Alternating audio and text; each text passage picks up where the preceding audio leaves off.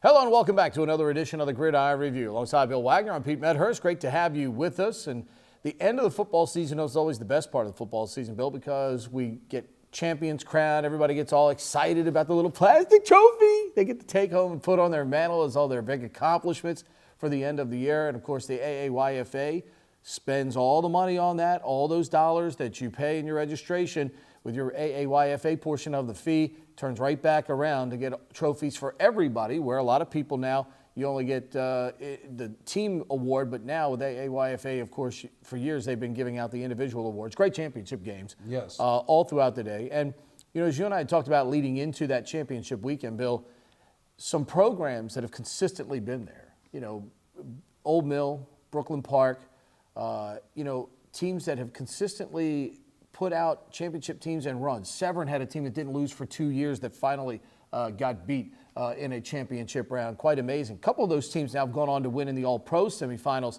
this past weekend as well. I know SRYA had a team win. Journals Highway, who won the 8U in Anne Arundel County, they won their semifinal game. They move on to the championship matchup coming up this week. Old Mill's 10-year-olds, I know for a fact, won their semifinals in the All-Pro as well. So what's great is you win the AAYFA championship, and now you do have, like the high school teams, an opportunity to compete for a state championship of your own in the All-Pro tournament. So there's a lot for these kids to play for, even, you know, despite the 9 or 8 game regular seasons, depending on which division you're in. But there is a goal at the end that they can accomplish. Absolutely, and I like that they have something to advance on to after the county championship. We're not going to be able to talk about every game, but a couple interesting ones here. Old Mill at the 9U level took out Brooklyn Park team, hadn't lost in 2 years. Old Mill and Brooklyn Park have had a really good rivalry. Brooklyn Park's been able to get them, and for the first time in 2 years, Old Mill beat them. That was 26-6 at the U9 level. And then at 14U, which is varsity we sometimes call, Severn beat Brooklyn Park 46-0. That's Jacoby Dix is the head coach of that team. That team has not lost. They've won 4 total championships, those kids. He's had them from all the way down at 8U, now up to varsity, and they've got 4 out of 5 years they've won championships. Pretty doggone impressive. Well, not only that, but, you know, you got to give Jacoby and the guys that coach with them a lot of credit. Those guys stay together as a coaching staff with those kids, and it certainly means a lot. Those kids come back because they want to be with that staff. They want to play for those guys, and that means Jacoby and them are doing the right things each and every week at practice and on the sidelines on behalf of those kids. Because, you know, nowadays parents and kids will go to the next organization if they're not happy. Or they're not winning. Right, if they're not happy. Good to see South Bowie, the new entrant from last year, who got their lumps in the American last year. Some of their teams in the National where they were supposed to this year. U8, South Bowie picking up a championship. Good win over Gork. Great game there by a score of 13-6. And the U9 game, UQA, a tight game over Powell, winning it by a score of 19-13. And what I like is that is the instructional division for the most part, and that is where you see the closer games, and that means those teams. I like that means those teams were as what they were advertised. There shouldn't be a huge difference between those teams. And congratulations to all of our champions in there. We'll read you the rest of the scores real quick. 10U in the National Division. South River beats Severn 19-6. 8U, Brooklyn Park beat Generals Highway 12-6 in overtime. We already told you about 9U where Old Mill beat Brooklyn Park.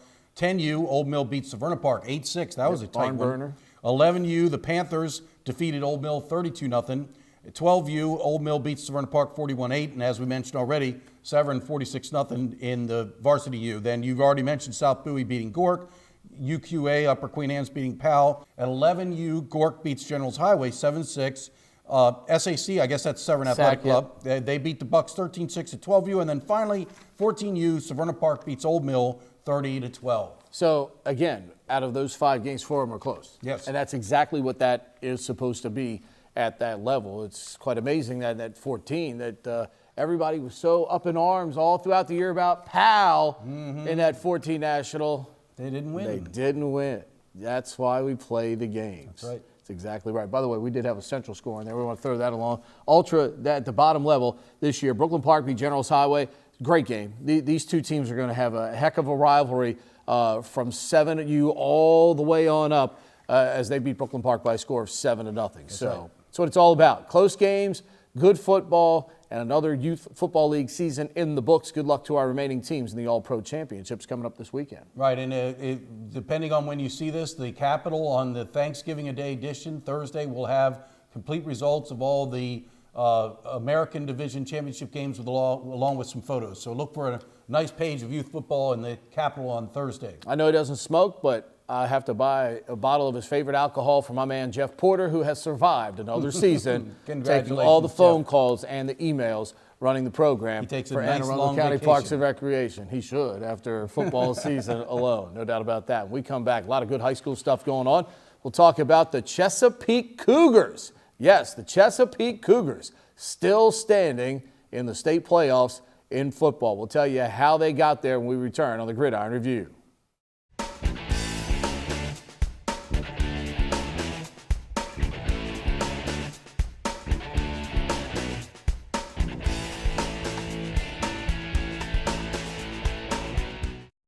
Bill, it's not been many times where in November, the last team standing from Anne Arundel County, you got to go way out Mountain Road, my friend. You got to keep on trucking like you're going to Gibson Island, baby. The Chesapeake Cougars and Coach Rob Elliott, a win. Look, I knew years Southern and teams like Southern and Calvert somehow were lumped in with Eastern Shore, and they had to make those long treks to Salisbury, sometimes on a weeknight for a playoff game.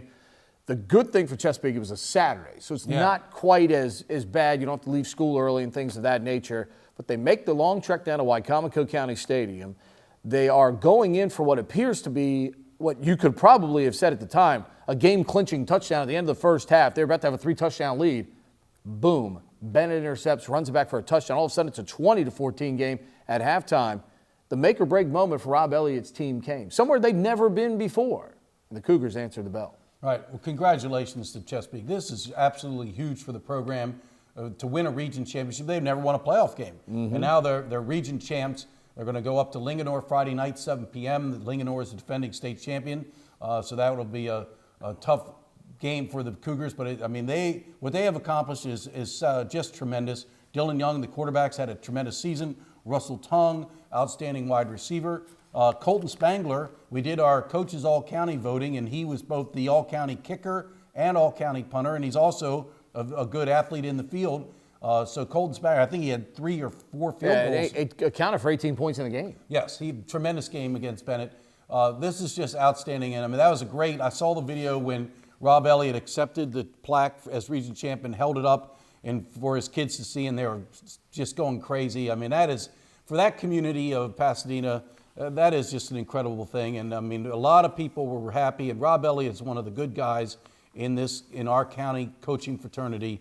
Just feel really, really happy for the Chesapeake Cougars. And a lot of what he did was through the Panthers Youth League program. He worked hard. For years, he ran the youth program for the Panthers, got the interest in the area back up in football. That feeder program has directly affected the fortunes at Chesapeake High School. We talk about that all the time. If you have a great feeder program, you have a chance to have a good high school program. That has certainly been the case there with the Panthers and Chesapeake High. All right, well, actually, after the Navy game on Saturday, I was making sure I told the Abeys, Don and Jeannie Abey, that Chesapeake won because Zach Abey, Navy quarterback, played for Rob Elliott with the Panthers.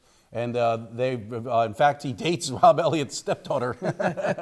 Zach Abey does. Not to put people's laundry out there, but that's good choice. That's good choice by Rob's stepdaughter. I'll tell you that. They're all very, very happy. There's a lot of people in Pasadena happy about this because Rob Elliott's been known around. He, as you mentioned, he coached youth football for a long time, coached a lot of sons, and so everyone's happy for Rob Elliott that he got this accomplishment. And he, I know, will put it all on the players. He's not going to accept, but he really deserves a lot of credit, he and his coaching staff. Trust me, if your daughter can find somebody like Zach Abey, by all means, stay with that young man. He's going places. We'll talk about him coming up in the next segment. Look, South River had how many times, Bill, we've talked about this. How many times have you and I been on this show this decade talking about the number 4 team beating the number 1 team. It's happened multiple times now. It really has. And in shocking fashion, South River's run game, just terrific. I mean, Joe Foy has been outstanding most of this season. I'm telling you, the all-county voting, when you sit in that room and you talk about the skill people this year throughout the county, both public and private, what a discussion those have to be, because you got kids that are putting up numbers.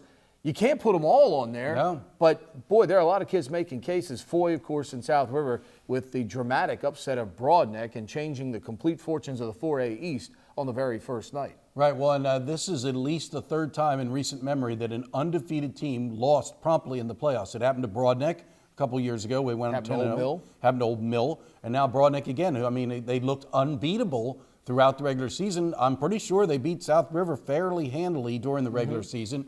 But South River got it done, and their quarterback has really stepped up. David Faust really improved toward the end of the year and became more of a factor. Foy was outstanding. I mean, they got a lineman, the guy, Karan Lewis, is like 320, big-time heavyweight champion wrestling. He's a guy that could be getting a scholarship somewhere, either for football or wrestling, and definitely in the running for the Larimore Award as the lineman of the year. So, South River's got some talent, but that was a huge upset, and the winner of that game was Broadneck would have gotten North Point at home, but as it turned out, South River had to go to North Point, and they got it late on them. Jumped on top 7-0, but a couple of mistakes led to some easy points for North Point, and the Eagles got some separation and eventually win it 46-7. And do we have to say that North Point is now really kind of taking, how many years in a row have they won the region now? 2. Yeah, I mean, 2. They are maybe forced to be reckoned with. Yeah.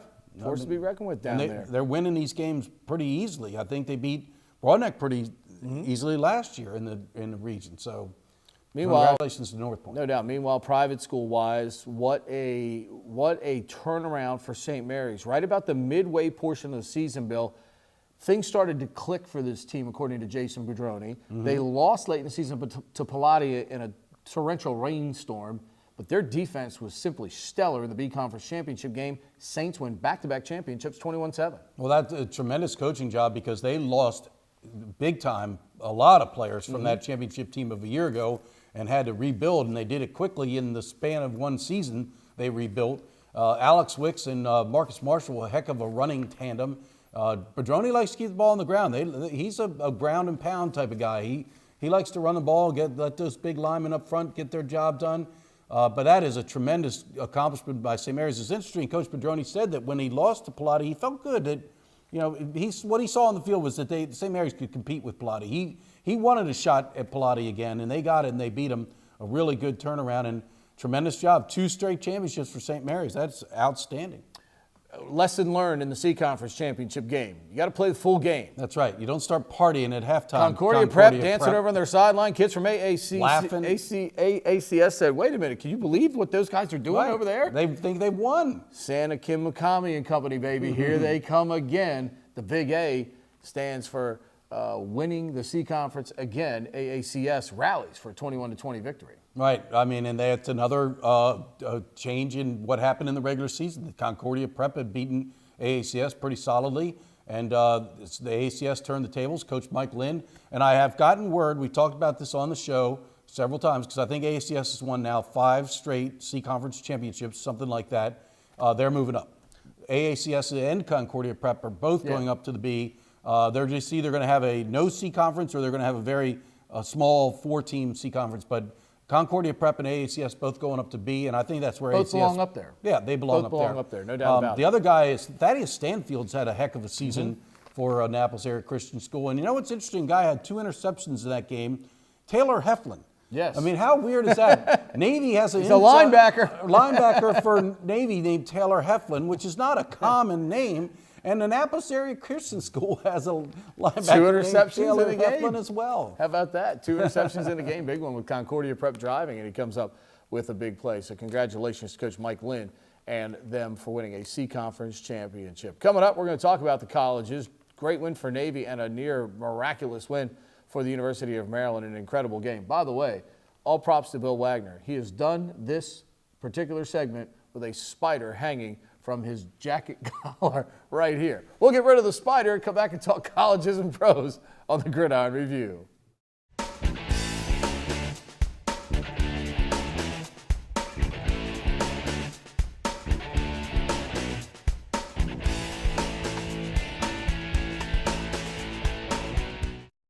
Well, the good news is Bill's still here. We successfully removed the scorpion from his collar, and the show continues. Colleges now. We were in Annapolis for Navy and Tulsa. And look, Zach Abey back to the quarterback spot, and the results starting to come back for the midshipmen. The pace of play and the offense has been better the last couple of weeks. Finally put it all together this week against Tulsa for a 37-29 win. Well, Coach Ken Niumatalolo said it. This is how the triple option should look. With Zach Abey making the reads, dealing the ball, the fullbacks are getting their yardage up the middle. They're getting the ball dealt out to the slot backs, big yardage. Malcolm Perry and Trey Walker both had big days, and the quarterback himself. So all three elements, fullbacks over 100 yards, Anthony Gargiulo and Nelson Smith, 2 long runs, touchdown runs.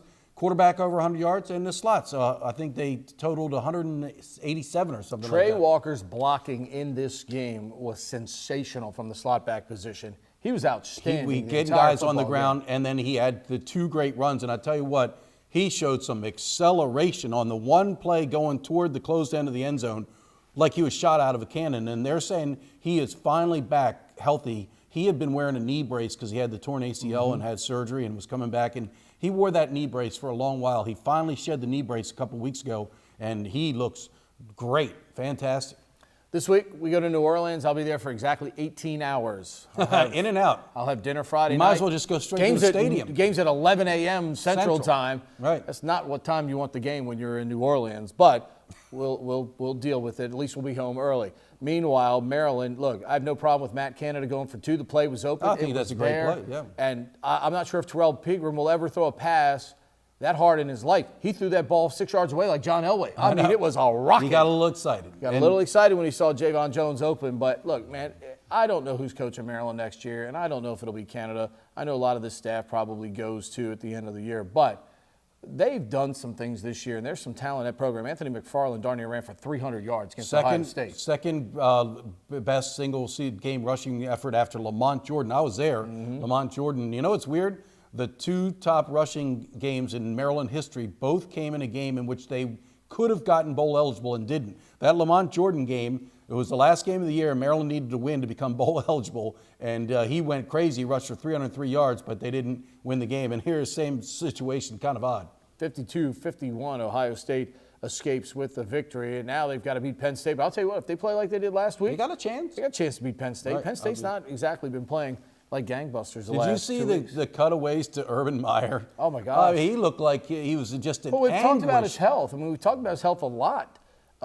And there's no doubt in my mind. There's no doubt in my mind his health is not good. I mean, he just looked terrible. I mean, just total anguish and despair. It's like, my the God. stress can't be great. No.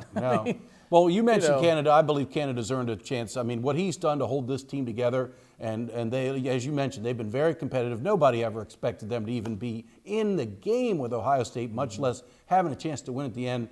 I definitely think Tim Canada's earned a chance to coach this team next year. We'll see. The only question is, can he overcome the fact that even though he'd only been here a couple of months, he was part of the Durkin regime ever so briefly. That's the only thing probably going against him in the mind's eye of some people outside of the program. Pros, the Ravens go to the RG3 game plan 2012 when the Redskins were playing the New Orleans Saints.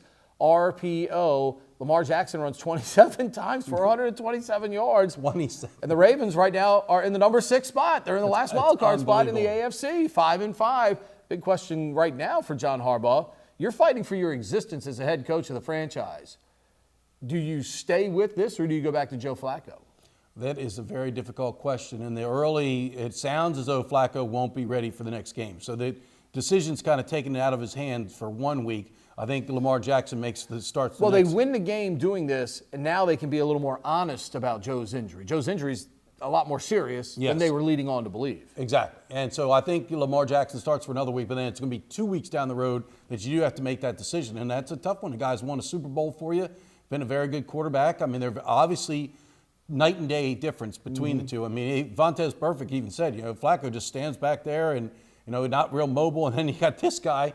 Lamar Jackson has got game speed. He turns that corner. Guys think they have the angle on him, and he gets the edge on him. So he's a very impressive athlete. I mean, but the same thing you asked about RG3. How long can this work? NFL defensive coordinator is very smart. They're going to look at this tape, and they'll come up with ways to stop this type of offense. He's going to have to do more than what he showed on this past Sunday. You got to remember, it was a Haloti Nada in the open field, that helicopter at RG3 that ended that. If not, that could have continued on. You never know. You never know. Meanwhile, the Redskins lose to the Houston Texans 23-21. They lose Alex Smith, gruesome Joe Theismann, fractured tibia and fibula. I can't tell you how many people I've heard say tibula the last couple of days, or last 24 hours, and fibia. Right, it's Instead tibia, of fibula. Fibula, tibia. Right. Let's get it right out there, people. But what a gruesome injury. Colt McCoy said in the press conference, I had a starting job before, and it was taken away from me. Well, guess what? It's yours again, pal. You're in charge of a first-place team, just like Todd Collins. Remember Todd Collins a few years ago? Won 5 in a row at the end of the season. The Redskins won the division. Colt McCoy, here's your chance. Here's your chance. And didn't Colt McCoy start against the Cowboys one time a few years ago? On Thanksgiving Day and beat them. Deja vu, baby. Here it comes. Here it is. He's Thursday. back in the saddle on Thursday in Texas, right? 4:30. Yep. Get your turkey, cranberry, and stuffing ready. Short week to get ready, though. Right. And the Cowboys are coming off a victory. Yep, 22-19. Brett Maher actually made a field goal for the Cowboys this week as they beat the Falcons at the gun 22-19. So they're just a game behind the Redskins now. Eagles lost again. They look like they are trending in the wrong direction. So this looks like it's coming down to the Redskins and Cowboys, just like the old days. Well, I'm going to ask you this, Pete, because you are doing sports talk radio all the time. What do you think of all this talk from Redskins players that don't have any support at home? And what about our fans? What are they saying that's not true? It was a big topic of discussion last week. What are they saying that's not true? There's a lot of empty seats there. Players were out in the streets giving away free tickets this week. I know. So, I mean, but, you know, they have to rebuild. Fans don't like to hear that. They have to rebuild that trust, though. They have to rebuild that trust. The organization has to rebuild that trust with putting a competent football product out there all the time, not just once in a while like this. If this team would play a competent, style of football year in and year out, and, they don't have to win the division every year. Yeah, the but fans at least will give come yourself a chance, and fans will eventually start to come back when it becomes the in thing to do. So I think in that respects, what the players are saying, absolutely spot on. All right, well, and it's not the players that they're not, it's the owner who has turned off a lot of fans, and how he charges nickel and dimes at fans for every single thing. And so it's But not. you know what? Spends that money on salaries. Yes, he does. He's not cheap. No. There are plenty of cheap owners in this area, Hoss. Look around. You don't have to look very far. That'll do it for us. Our thanks to all the folks here at our studios for another great season of We got to give Gridiron Mark Review. Mark Haygood, who shout stands here every week and watches us run our mouths and puts it all together, takes all those highlights and blends it all together. It's a Herculean effort. We appreciate all the guys here at the IT department up here off of B&A Boulevard. For Bill Wagner, I'm Pete Medhurst. Thanks for joining us for the Gridiron Review.